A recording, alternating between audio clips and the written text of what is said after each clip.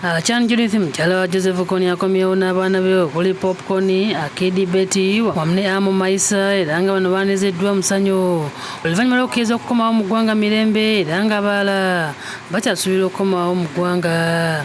Bandezeddwa minisita w'ensonga z'obukiikakkono bw'eggwanga Kenneth Omona ng'ono agambye nti musanyufu okubanga abantu bano bakomyewo oluvannyuma lw'okumala ebbanga eddene mu ggwanga lya Central African Republic naye nga kati olw'enkolagana ennungi wakati wa Uganda n'eggwanga eryo basobodde okudda.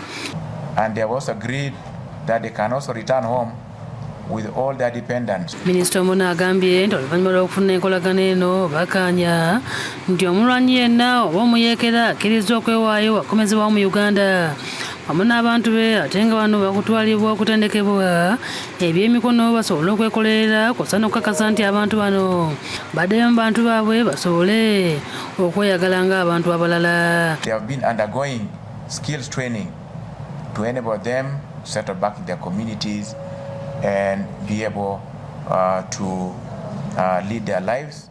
Download the app on App Store or Google Play Store now. Vision Digital Experience, the future of media.